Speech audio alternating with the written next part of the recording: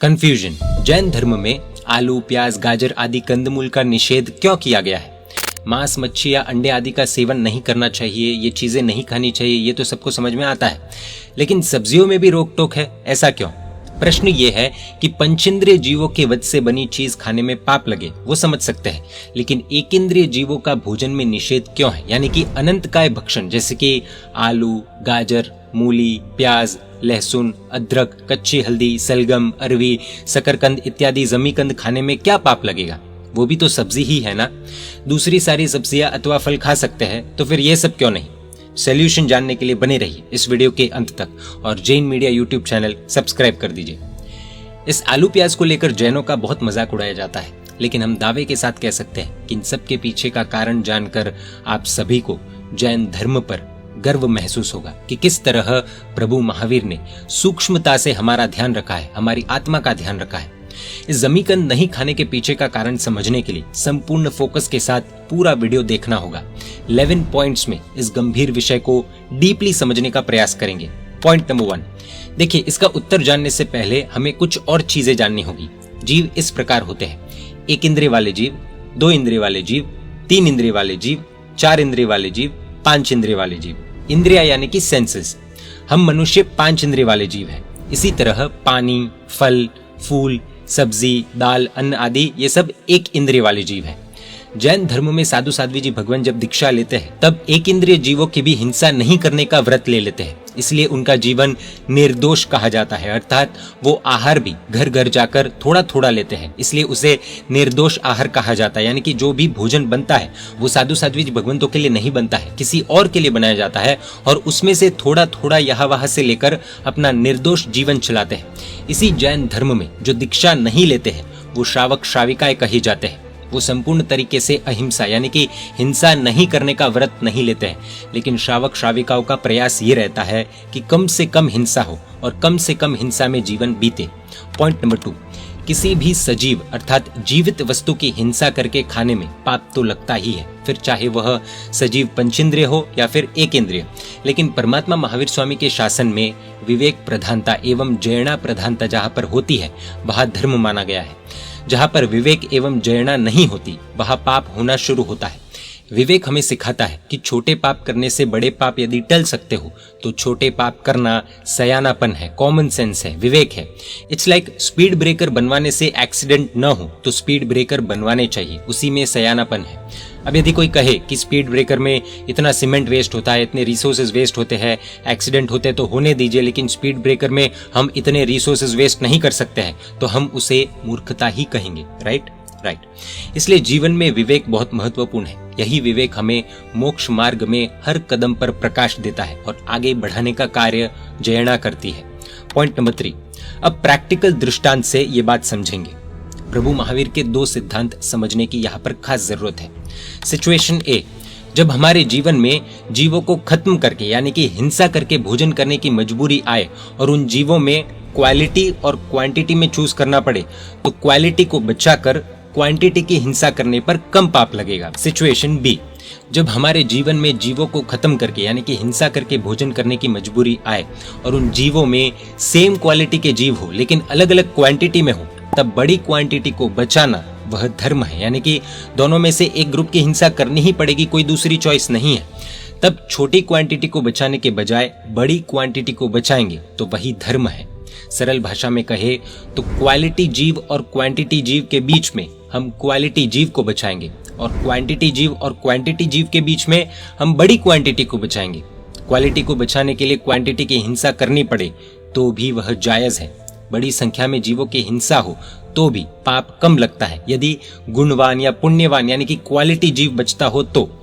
दूसरी ओर यदि same quality के जीव के 2 ग्रुप हमारे समक्ष हो, जिसमें एक ग्रुप की संख्या बड़ी है और एक की छोटी है, तो बड़ी संख्या में जीव मारने पर पाप ज्यादा लगता है, क्योंकि हमने वहां पर विवेक का उपयोग नहीं किया। और छोटी संख्या वाले जीवों की हिंसा से काम चल सकता था, तो बड़ी संख्या में जीवों की हिंसा करने की आवश्यकता क्या थी?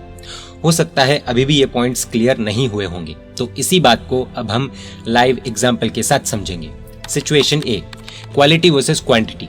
देश के राष्ट्रपति जी की स्पीच चल रही है, हजारों की तादाद में जनसंख्या आई हुई है। किसी आतंकवादी ने AK-47 से हमला बोल दिया और वो भी कुछ नागरिकों की आड़ में।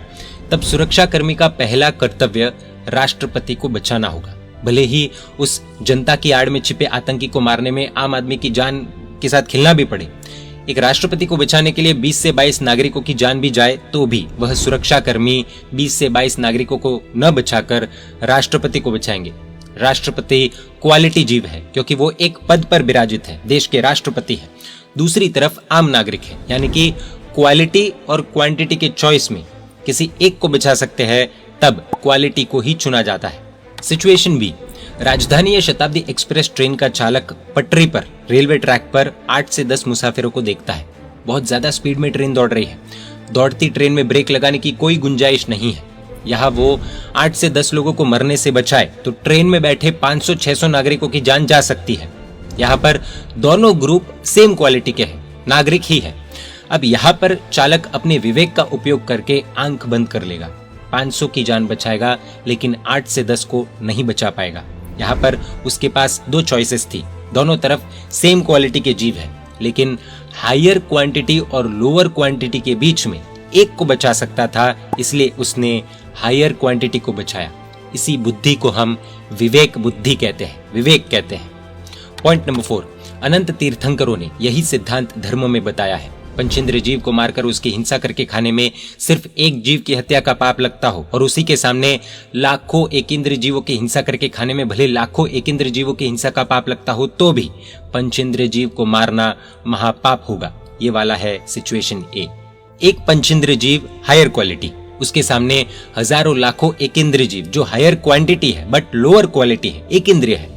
अर्थात व्यक्ति एक हाथी को मारकर खाए और कहे मैंने सिर्फ एक जीव की हत्या की है, और दूसरी तरफ एक व्यक्ति अनेकों सब्जियां खाए जिसमें हजारों लाखों एकेंद्रीय जीवों की हिंसा हुई हो, तो इस सिचुएशन में हाथी को मारकर खाने वाले को ज्यादा पाप लगेगा क्योंकि उसने विवेक का उपयोग नहीं किया। पॉइंट नंबर 5, अब सिचुएशन बी की तरफ चलते हैं। अनंत जीवों का जिसमें वास है, ऐसे अनंत काय के भक्षण में बड़ी संख्या में जीवों का कत्लेआम होने से, हिंसा होने से महापाप लगता है। लौकी, ककड़ी, टमाटर, मटर, मिर्ची, मूंग, दाल आदि में कम जीव होने से कम पाप लगता है।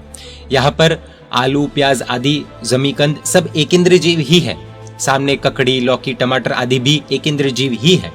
अर्थात दोनों सेम क्वालिटी के जीव है, लेकिन दोनों में क्वांटिटी अलग है। तब हमारा विवेक हमसे कहेगा कि कम क्वांटिटी वाले जीव की हिंसा से यदि काम चलता हो तो क्यों ज्यादा क्वांटिटी वाले जीव की हिंसा करना। पॉइंट नंबर 6, अब प्रश्न उठ सकता है कि दोनों एकेंद्रीय जीव है ना, तो दोनों में रहे जीव भी सेम क्वांटिटी के होंगे, अर्थात जितने जीव ककड़ी में हैं उतने या उससे थोड़े बहुत ज्यादा आलू प्याज में होंगे। ज्यादा क्वांटिटी का थोड़ी कोई ज्यादा फर्क होगा। एकदम सही प्रश्न है। इस प्रश्न का उत्तर जानते हैं। देखिए, 2-5 हजार जीवों का अंतर होता तो शायद इतनी मगजमारी कोई नहीं करता, लेकिन हमें जानकर हैरानी होगी कि परमात्मा ने अपने केवल ज्ञान में देखा है और हमें बताया है कि आलू, प्याज, गाजर आदि अनंत काय के पिंड है, अर्थात इसमें अनंत जीव है। पॉइंट नंबर 7, अनंत जीव मतलब कितने? अनंत मतलब हम गिन नहीं सकते उतने। इसको एक एग्जाम्पल के साथ शायद मैच करने का ट्राई करते हैं। एक आलू में यदि सुई डालकर निकाली जाए और उस सुई में जितना आलू चिपका हो, सिर्फ उस सुई के अग्र भाग पर चिपके हुए आलू में जितने जीव है, उन जीवों को यदि राई का स्वरूप दे दिया जाए, राई के दाने, तो पूरा अर्थ, पृथ्वी भर जाए और ऐसे करोड़ों अरबों अर्थ राई से भर जाए, उससे भी कई गुना ज्यादा जीव सिर्फ सुई के अग्र भाग में रहे हुए आलू में होते हैं। अब सोचिए, इस पृथ्वी में कितने राई के दाने फिट होंगे? हम कितने राई के दानों से भर सकते हैं इस पृथ्वी को? अब सोचिए, करोड़ों पृथ्वियां कितने राई के दानों से भर सकते हैं? इससे भी कई गुना ज्यादा जीव सिर्फ सुई के टिप पर चिपके हुए जमीकंद में होते हैं। रोंगटे खड़े हो जाते हैं ये सब सुनकर। चलिए एक और एग्जाम्पल से मैच करने का ट्राई करते हैं। यदि एक व्यक्ति के 2 हाथों के बदले 2000 हाथ हो जाए और खाना चबाने के लिए 100 मुंह हो और उम्र 100 नहीं बल्कि 1 करोड़ वर्ष की आयु हो जाए, और यदि वो व्यक्ति 24/7 365 खाते रहे, यानी कि पूरे 1 करोड़ साल तक बिना रुके 2000 हाथों से 100 मुंह से ककड़ी, टमाटर, मटर, पपीता आदि चीजें खाते रहे, तो भी जो पाप न लगे, इससे अनंत गुना ज्यादा पाप सिर्फ सुई के अग्र भाग में रहे जमीकंद के अंश को खाने में लग सकता है। तो सोचिए, पूरे एक जमीकंद को, यानी कि पूरे एक गाजर को, आलू को, प्याज को खाने में कितने जीवों की हिंसा होगी।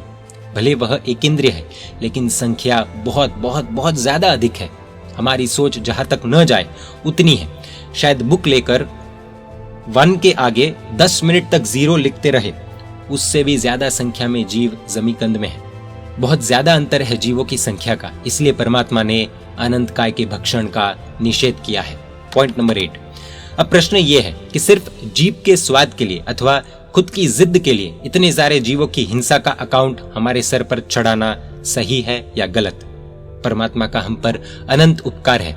छोटी से छोटी चिंता परमात्मा ने हमारी की है। इतने जीवों की हिंसा करके यदि हम अपना पेट भरेंगे तो क्या हमारा दिमाग निष्ठुर नहीं बनेगा? और पता होते हुए भी यदि उसका भक्षण करें तो क्या हम में निष्ठुरता नहीं बढ़ेगी? अब से यदि कोई पूछे कि तुम जैन लोग कंदमूल अथवा जमीकंद अथवा आलू प्याज क्यों नहीं खाते हो, तो उनके साथ ये वीडियो शेयर कर सकते हैं। मजाक उड़ाने वाले तो उड़ाते रहेंगे। पानी में जीव है, पानी में जीव है बोलते थे, तब कई वर्षों तक मजाक उड़ाया गया होगा। जब विज्ञान ने खोजा तो कईयों के पैरों के नीचे से जमीन खिसक गई होगी। खैर, पॉइंट नंबर 9। एक प्रश्न सभी को हो सकता है कि जमीकंद अथवा कंदमूल में क्या क्या आता है जिससे हम वो सब खाने से बच सके। तो आपकी जानकारी के लिए बता दे, अनंत काय भक्षण यानी कि आलू, प्याज, गाजर, मूली, लहसुन, अदरक, कच्ची हल्दी, सलगम, अरवी, शकरकंदी आदि। Point number 10। मूंगफली भी तो जमीन के नीचे से आती है, तो फिर वो कैसे अलाउड है? और जैन हल्दी और अदरक का तो प्रयोग करते ही है, तो वो कैसे अलाउड है? वो भी तो जमीन के नीचे से ही प्राप्त होता है। आपकी जानकारी के लिए बता दे, मूंगफली में तेल की मात्रा ज्यादा होने से उसमें इतने जीव नहीं होते जितने बाकी जमीकंद में होते हैं, इसलिए वो अलाउड है। रही बात अदरक की या हल्दी की, तो कच्ची हल्दी या कच्ची अदरक अलाउड नहीं है। सूखी हल्दी और सूखी अदरक यानी कि सौंठ अलाउड है। कच्ची हल्दी की सब्जी या उसका अचार अलाउड नहीं है। और अदरक जब सूख जाती है तो उसे सौंठ कहा जाता है, वो अलाउड है। और ये दोनों सामग्री औषधि के रूप में हमें अलाउड की गई है। अब कोई कहे कि आलू भी सुखा कर तो खा सकते हैं ना, तो आपको बता दे वो अलाउड नहीं है। ये खुद को मूर्ख बनाने वाली बात है।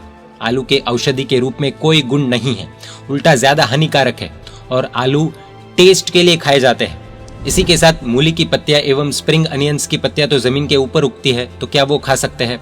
ये प्रश्न भी कईयों को आता होगा, तो जानकारी के लिए बता दे वो भी अलाउड नहीं है, क्योंकि वो उसी का एक अंश है। Point number 11।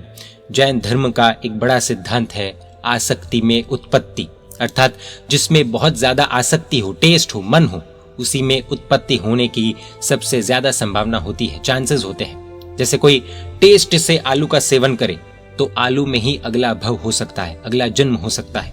इसीलिए निषिद्ध सूत्र में अनंत काय भक्षण अर्थात पॉइंट नंबर 9 में बताए गए सभी पदार्थों के सेवन का निषेध किया गया है। अब कोई ये कहे कि मैं तो इसे नहीं मानूंगा, तो उसका तो कुछ नहीं किया जा सकता। व्यक्ति अपनी सोच के लिए स्वतंत्र है। जमीकंद जो निषेध किए गए हैं उनमें बहुत आसक्ति होती है। हमने देखा होगा कई बार लोगों को ऐसा होता है कि जिन्हें आलू के बगैर नहीं चलता है अथवा कांदे के बगैर नहीं चलता है, प्याज के बगैर, क्योंकि उस टेस्ट के बिना उनको भोजन करने का मन ही नहीं करता। इसलिए दुर्गति से बचाने के लिए ये व्यवस्था हमारे लिए जैन धर्म में की गई है।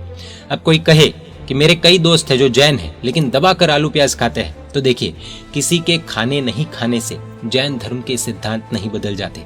जैन धर्म के ये सिद्धांत है, कोई माने या न माने उससे जैन धर्म के सिद्धांत नहीं बदल जाते। तो ये था जवाब कि जैन धर्म में कंदमूल का, जमीकंद का निषेध क्यों बताया गया है। परमात्मा के आज्ञा विरुद्ध कुछ भी कहा हो तो मिच्छामि दुक्कडम। जय जिन शासन, जय महावीर।